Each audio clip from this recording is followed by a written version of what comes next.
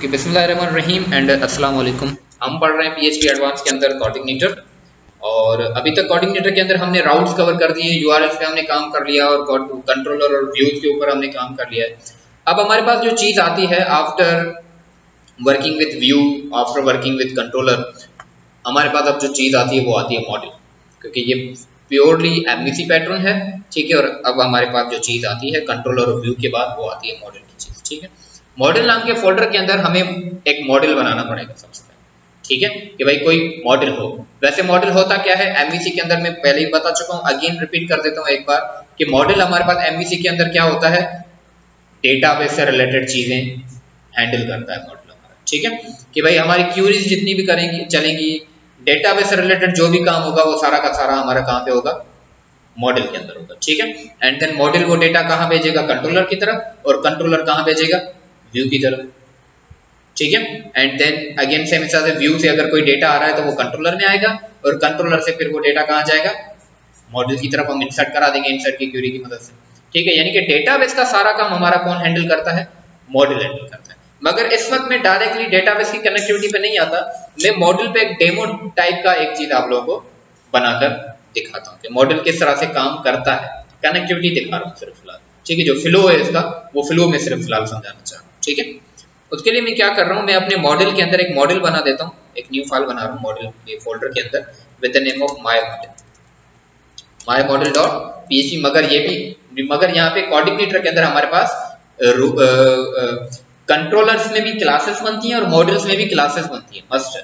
तो फिर अगर क्लास बनेगी तो यहाँ पे मॉडल का फर्स्ट कैरेक्टर कैपिटल होना चाहिए, फर्स्ट अल्फाबेट जो है इसका कैपिटल होना चाहिए। तो भाई माय मॉडल में एम मुझे बड़ी करनी है एंड मैं अंडरस्कोर देके इस तरह से मॉडल कर देता हूँ। ठीक है, तो नाम तो कोई भी हो, क्योंकि मैंने पहले भी बताया था कि आप कोशिश करेंगे कोडिग्निटर के अंदर फाइल स्ट्रक्चर में स्पेस ना हो, फाइल्स में या फोल्डर्स के नामों में स्पेस ना हो किसी भी किस्म का। तो मैंने अभी ये जो फाइल बनाई है इसमें मैंने अंडरस्कोर दे दिया ताकि हम स्पेस से बच सकें। ठीक है, मैंने एक मॉडल बना दिया यहाँ पे माय मॉडल नाम का। इसके अंदर मैं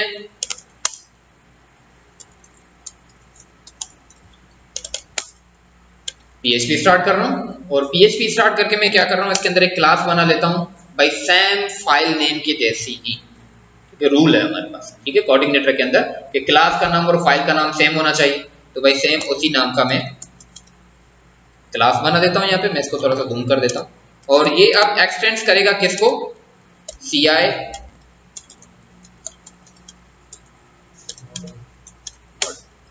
जैसे कंट्रोलर हमारा एक्सटेंड कर रहा था CI कंट्रोलर को, मॉडल्स हमारा एक्सटेंड कर रहेगा CI मॉडल को। इसमें CI कैपिटल है और मॉडल का M कैपिटल है इस क्लास का। ठीक है, इस क्लास के अंदर है क्या क्या, इस क्लास के अंदर हमारे पास कंप्लीट यानी कि चीजें हैं, किस चीज की, मॉडल से रिलेटेड जितने भी फंक्शंस हैं हमारे पास बैकग्राउंड में कोडिग्निटर के अंदर बने बनाए जो हमें कोऑर्डिनेटर वालों ने प्रोवाइड किए हैं। काफी इसमें क्यूरी बिल्डर्स वगैरह हैं, वो काफी चीजें बाद में पढ़ने की कि क्या क्या है। ठीक है, तो वो सब इन्होंने किसने हमें यानी कि प्रोवाइड किया है, CI मॉडल के अंदर वो सारी चीजें हमारे पास पड़ी हैं। ठीक है, अब मैं यहाँ पे क्या कर लेता हूँ, सबसे पहले मैं यहाँ पे एक फंक्शन बना लेता हूँ, public function with the name of demo. ठीक है, अब आप याद रहे इस बात में कभी भी कंफ्यूज मत होइएगा कि कंट्रोलर में भी डेमो नाम का फंक्शन मौजूद है, मैं यहाँ भी बना रहा हूं, तो भाई कोई ताल्लुक नहीं है, क्योंकि ये अलग क्लास है वो अलग क्लास है, कोई ताल्लुक नहीं। वो कंट्रोलर की क्लास है, मॉडल की क्लास है, दोनों अलग अलग चीजें, दोनों अपने अपने ऑब्जेक्ट के हिसाब से काम करेंगे। ठीक है, तो नाम सेम होने से हमारे पास कोई भी मसला नहीं आता। भाई क्लियर है? ओके, अब मैं क्या कर रहा हूँ यहाँ पे, मैंने क्या करना है कि क्योंकि मैंने डेमी डेटा बनाना है, मैं एक डेटा बना लेता हूँ, एक डेटा वेरिएबल बना लेता हूँ, उसके अंदर मैं एरे बना लेता हूँ। मैं एक मल्टी डायमेंशनल एरे बना लेता हूँ जो कि लाइक हमें काम जो है वो यूज होगा लाइक डेटाबेस। ठीक है, हमारे काम आएगा। जैसे कि एक नेम नाम का कॉलम है जिसके अंदर हमारे पास एक रिकॉर्ड रखा हुआ है खाली, एक रोल नंबर नाम का कॉलम है, ये फॉर सपोज एक रो है मेरे टेबल की। ठीक है, उसके अंदर 8 रोल नंबर लिखा हुआ है, एंड एक सब्जेक्ट नाम का कॉलम है जिसके अंदर सब्जेक्ट रखा हुआ है। ठीक है, इस तरह से मेरे पास 3 रोज हैं फॉर सपोज डेटाबेस के अंदर में, मेरी टेबल के अंदर कितनी रोज हैं? 3 रोज हैं with different data.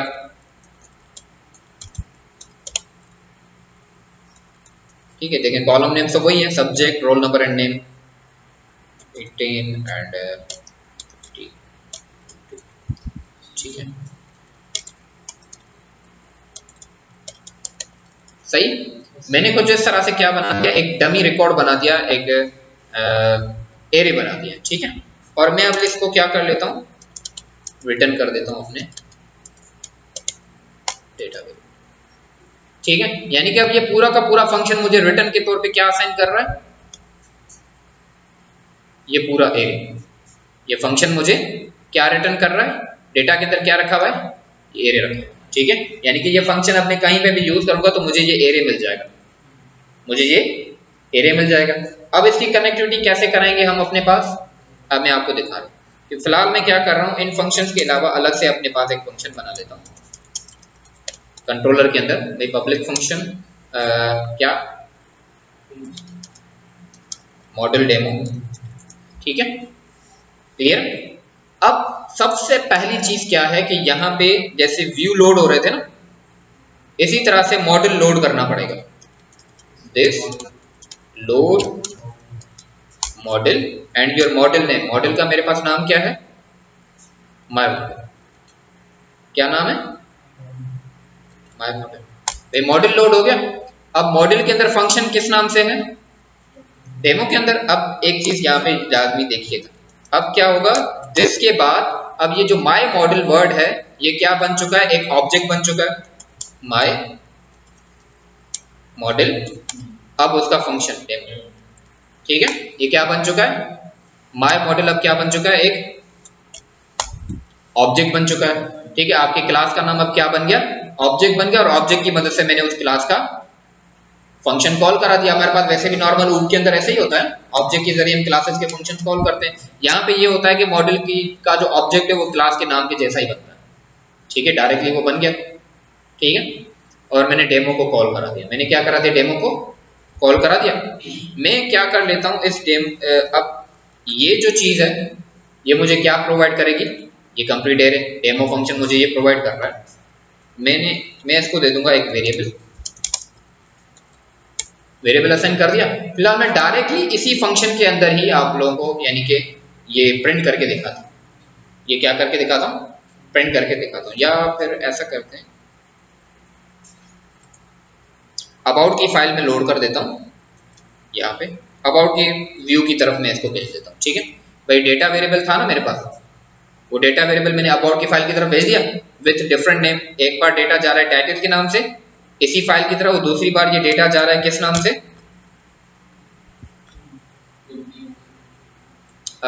For suppose के रिकॉर्ड के नाम से। ठीक है, मगर टाइटल भी भेजना लाजमी है क्योंकि वहां पे ये टाइटल वेरिएबल प्रिंटेड है अबाउट के अंदर टाइटल, तो ऐसा ना हो कि ये चीज एरर जनरेट कर दे। ठीक है, तो भले वेरिएबल सेम हो, वो अलग कीज है, ये अलग कीज है। ठीक है, वेरिएबल डेटा ये मगर इसकी की अलग है, उसकी की अलग है, दोनों अपनी अपनी तरह से काम करेंगे, कोई मसला ही नहीं है मेरे पास। ठीक है, तो मैंने भाई ये डेटा भेज दिया यहाँ पे अबाउट की तरफ, यानी कि टाइटल भी चला गया अबाउट के पेज की तरफ, वो रिकॉर्ड भी मैंने भेज दिया। अब आ जाते हैं अबाउट के पेज। ठीक है, और यूआरएल हेल्पर भी मैं भला फिलहाल लोड करा देता हूँ इसके अंदर, क्योंकि यूआरएल्स बनी हुई है ना इसमें। ठीक है, अबाउट के अंदर आ गया भाई, टाइटल तो प्रिंट हुआ है। अब मुझे यहाँ पे PHP स्टार्ट करके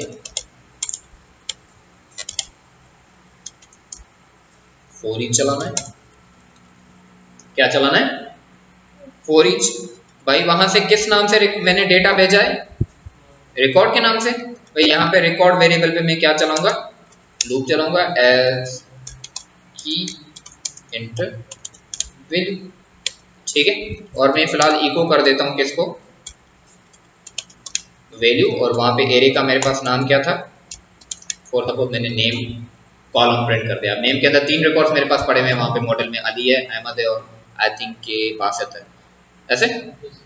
ठीक है, अब हम देखते हैं कि ये चीज हमारे पास प्रिंट हो रही है या नहीं हो रही। तो इसने अनडिफाइंड वेरिएबल रिकॉर्ड का हमें एक एरर जनरेट कर दिया। जो कि वैसे होना तो नहीं चाहिए था। मैं एक बार क्या कर लेता हूँ, इसको ऐसे करके प्रिंट आर कर देता हूँ मैं इसको डेटा वेरिएबल, ठीक है। तो क्यों